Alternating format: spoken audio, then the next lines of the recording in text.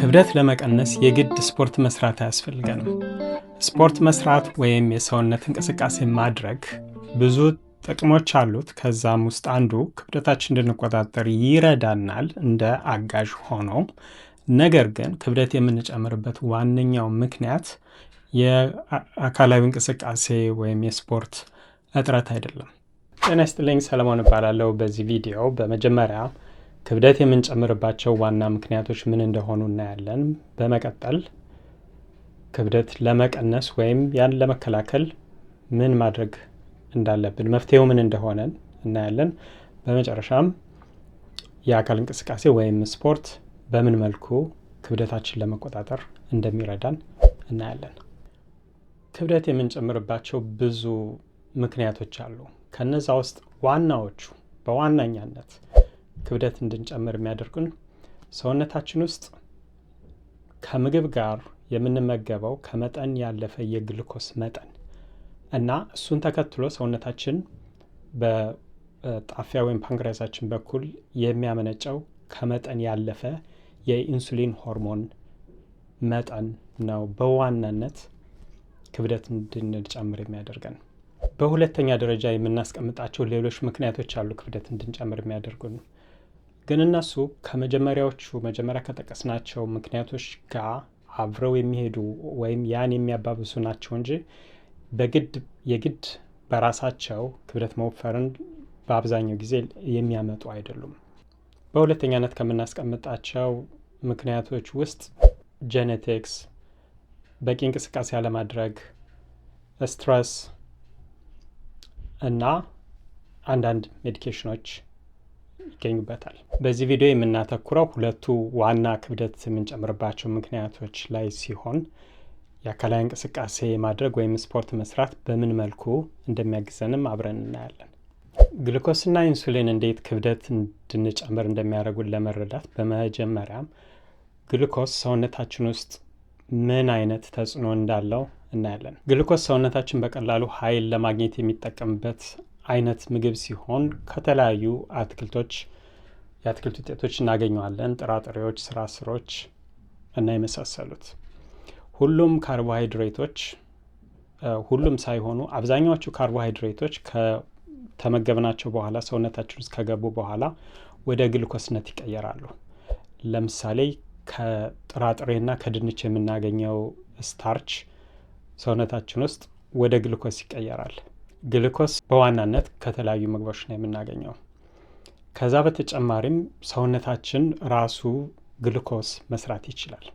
ብዙ ግሉኮስ ደማችን ውስጥ ሲኖር ትርፍ የሆነው ግሉኮስ የተለያዩ የሰውነታችን ክፍሎች ጋር ሂዶ መጣበቅ ይጀምራል። ያም ግላይኬሽን ይባላል። እንደዛም በሚያደርግበት ጊዜ የተለያዩ ጉዳቶችን ማድረስ ይችላል። ለምሳሌ ነርቮቻችን ይጎዳል፣ የደም ስሮቻችን ይጎዳል። ያም ለልብ በሽታ ተጋላጭ እንድንሆን ያደርጋል። ቆዳችን ተሎ እንዲያረጅ ያደርጋል። ኩላሊታችንም በደንብ እንዳይሰራ ያደርጋል። እነዛን የመሳሰሉ ብዙ ጉዳቶች ያመጣል። እነዚህም ጉዳቶች የስኳር በሽተኞች ብዙ ጊዜ የሚያጋጥሟቸው ናቸው። ብዙ ስኳር ደማቸው ውስጥ ሆኖ ለብዙ ዓመት ሲቆዩ ማለት ነው። ከዚህ ላይ ትልቁ ማስታወስ ያለብን ነገር ምንድን ነው? ከመጠን በላይ የሆነ ግሉኮስ ሰውነታችን ላይ ጉዳት ማምጣት ይጀምራል የሚለውን ነው። ይህም ሀቅ ክብደት ለምን እንደምንጨምር በቀላሉ እንድንረዳ ይጠቅመናል። ከመጠን በላይ የሆነ ግሉኮስ ስንል ምን ማለታችን ነው? ምግብ ከመብላታችን በፊት ጧት ላይ ደማችን ውስጥ ያለው የግሉኮስ መጠን ከ100 ሚሊግራም ፐር ዴሲሊትር ማለፍ የለበትም። ምግብ ከበላም በኋላ የግሉኮስ መጠናችን ይጨምራል። ያ መጠን ግን ከ140 ሚሊግራም ፐር ዴሲሊትር መብለጥ የለበትም። ከዛ ከበለጠ ያ ትርፍ የሆነው የግሉኮስ ስፓይክ የተለያዩ ጉዳቶችን ሰውነታችን ላይ ማድረስ ይጀምራል። የስኳር በሽተኛ የግድ መሆን አያስፈልገንም እነዛ ጉዳቶች መከሰት ሲጀምሩ ማለት ነው። በማንኛውም ቀን በጣም ብዙ ካርቦሃይድሬት በልተን የስኳር መጠናችን ከዛ በላይ በሚሆንበት ጊዜ የተለያዩ የሰውነታችን ክፍሎች ላይ እየተጣበቀ ከላይ የገለጽናቸውን ብዙ ችግሮች ማምጣት ይጀምራል። 100 ግራም በዴሲሊትር ምን ማለት ነው? በአንድ አዋቂ ሰው ላይ በአማካይ 5 ሊትር ደም ነው ያለው። ስለዚህ በአጠቃላይ በ5 ሊትር ደም ውስጥ 5 ግራም ግሉኮስ ማለት ነው። 140 ሚሊግራም ፐር ዴሲሊትር ማለት ለሙሉ 5 ሊትር ደም ካልኩሌት ብታደርጉት 7 ግራም ግሉኮስ ማለት ነው። 5 ግራም ግሉኮስ ማለት አንድ የሻይ ማንኪያ ብቻ ነች። 7 ግራም እዛ ላይ ግማሽ ጨምሩባት። ያ ማለትን ማለት ነው ሰውነታችን በአንዴ መቋቋም የሚችለው የግሉኮስ መጠን አንድ የሻይ ማንኪያ የሚያክል ግሉኮስ ብቻ ነው። ከዛ ሲያልፍ ሰውነታችን ላይ ብዙ ጉዳት ማድረስ ስለሚጀምር ሰውነታችን የሆነ ነገር ማድረግ አለበት ያን ጉዳት ለመቀነስ። ያም ነገር ምንድን ነው? በጣፊያችን ኢንሱሊን የሚባለውን ሆርሞን በማመንጨት ከደማችን ውስጥ ያለው ግሉኮስ እንዲቀንስ ማድረግ ነው። ኢንሱሊን ደማችን ውስጥ ያለው ግሉኮስ እንዲቀንስ የሚያደርግበት የተለያዩ ሜካኒዝሞች አሉት። ከነዚህ ሜካኒዝሞች ውስጥ አንዱ ከነዚህ መንገዶች ውስጥ አንዱ ግሉኮሱ ወደ ስብነት ወደ ፋትነት ተቀይሮ የፋት ሴሎች ጋር እንዲቀመጥ ስቶር እንዲሆን ማድረግ ነው። ይህ ሲሆን ክብደታችን እየጨመረ እየወፈርን እንሄዳለን ማለት ነው። ሌላኛው መንገድ ግሉኮሱ ወደ ጡንቻዎቻችን ውስጥ ገብቶ ወዲያውኑ ጥቅም ላይ እንዲውል ማድረግ ወይም ወደ ግላይኮጅን ተቀይሮ ጡንቻዎቻችን ላይ እንዲቀመጥ ማድረግ ነው። ከዚህም በተጨማሪ ኢንሱሊን ሰውነታችን ላይ ያለው ስብ ወይም ፋት ለኢነርጂነት ሰውነታችን እንዳይጠቀመው ብሎክ ያደርጋል። ብዙ ግሉኮስ ባለበት ጊዜ ወይም የኢንሱሊን መጠን ሲበዛ ያለንን ፋት ማቃጠል አንችልም። ያ ፕሮሰስ በኢንሱሊን ብሎክድ ይሆናል። ብዙ ኢንሱሊን ደማችን ውስጥ ከሌለ ብዙ ካርቦሃይድሬት ብንመገብ ራሱ ክብደት ልንጨምር አንችልም። ያ ማለት ግሉኮሱ ጉዳት አያመጣም ማለት አይደለም።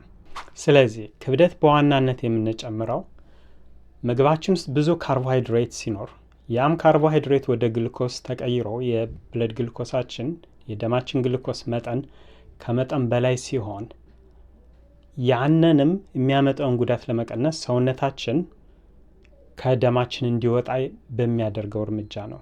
ያን የሚያደርገው ኢንሱሊን ሆርሞን በመጠቀም ነው። በሌላ አባባል ክብደት መጨመር መቻላችን እስከተወሰነ ገደብ ድረስ ክብደት መጨመር የሚችል ሰው በስኳሩ ወይም በብለድ ግሉኮሱ ምክንያት የሚመጣውን ጉዳት ማስወገድ ይችላል ማለት ነው። ችግሩ ያን ሁሌም ማድረግ አንችልም። ይህን ስንረዳ መፍትሄውን ለመረዳት ቀላል ሆኖ እናገኘዋለን። ዋነኛው መፍትሄ ካርቦሃይድሬት ከምግባችን ላይ በመቀነስ ደማችን ውስጥ ያለው የግሉኮስና የኢንሱሊን መጠን እንዲቀንስ ማድረግ ነው።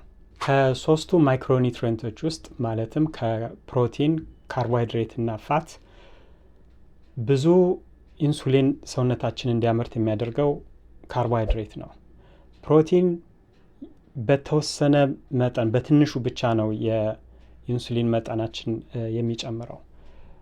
ፋት ወይም ቅባትነት ያለው ነገር ግን ኢንሱሊን እንድናመርት አያስገድደንም። በየዕለቱ ከምንመገባቸው ምግቦች ውስጥ የትኞቹ የግሉኮስና ኢንሱሊን መጠናችን ይጨምራሉ የሚለውን ለመረዳት ወይም ለመለየት እንዲረዳው ነፃ የፒዲኤፍ ጋይድ ከዚህ ቪዲዮ ጋር አዘጋጅቻለሁ። ዲስክሪፕሽን ላይ ያለውን ሊንክ በመከተል ወደ ኢሜይል እንዲላክሎት ማድረግ ይችላሉ። በመጨረሻም ስፖርት መስራት ወይም አካላዊ እንቅስቃሴ ማድረግ በምን መልኩ ይጠቅመናል የሚለውን እንይ። ኢንሱሊን ደማችን ውስጥ ያለው ግሉኮስ የሚያስወጣባቸውን የተወሰኑ መንገዶች አይተናል። ከነዛ ውስጥ አንዱ ወደ ጡንቻዎቻችን ገብቶ ጥቅም ላይ እንዲውል ማድረግ ወይ ወደ ግላይኮጅን እንዲቀየር ማድረግ ነው።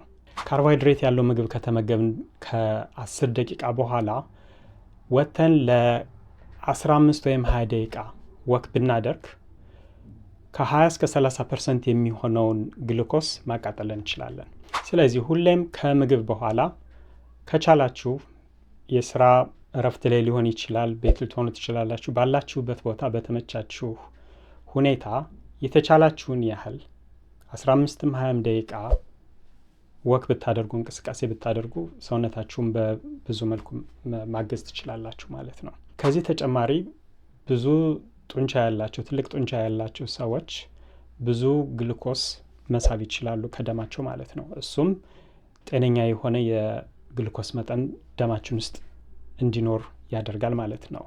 ስለዚህ ስፖርት መስራት ወይም የአካል እንቅስቃሴ በተለይ ጡንቻ የሚገነባ አይነት እንቅስቃሴ ማድረግ ትልቅ ጥቅም አለው ማለት ነው።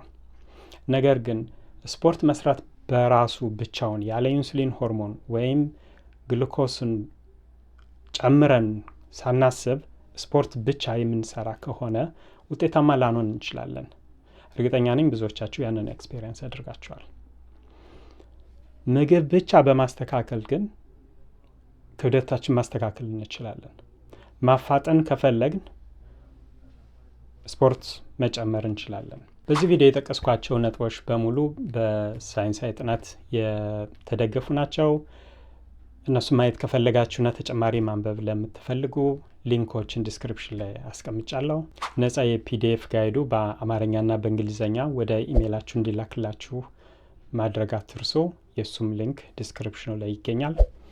እንደ ማጠቃለያ ክብደት የምንጨምረው የምንመገበው ምግብ ውስጥ ከመጠን በላይ የሆነ ካርቦሃይድሬት ስላለ ያም ካርቦሃይድሬት ሰውነታችን ውስጥ ከገባ በኋላ ወደ ግሉኮስ ተቀይሮ ደማችን ውስጥ ያለው የግሉኮስ መጠን ከፍ ስለሚል፣ ነገር ግን ያ ግሉኮስ ለሰውነታችን ቶክሲክ ስለሆነ መወገድ ስላለበት ሰውነታችን ኢንሱሊንን በመጠቀም በዋናነት ኢንሱሊንን በመጠቀም ከሰውነታችን እንዲወጣ ከሚያደርግበት መንገዶች አንዱ ግሉኮሱ ወደ ፋት ተቀይሮ እንዲቀመጥ በማድረግና ሰውነታችን ላይ ቀድሞ የነበረው ፋት ጥቅም ላይ እንዳይውል ብሎክ በማድረግ ለግሉኮሱ እንዲቃጠል ቅድሚያ ለመስጠት የፋቱን ሜታቦሊዝም ብሎክ አድርጎ ስለሚያቆየው ነው።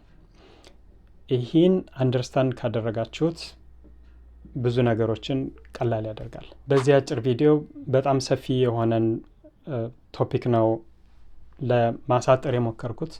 ብዙ ጥያቄ እንደሚኖራችሁ እርግጠኛ ነኝ። ኮሜንት ላይ ማወቅ የምትፈልጉትን ነገር ብትጽፉ በሌሎች ቪዲዮዎች ለመመለስ እሞክራለሁ። ለዛሬው ቻው ቻው።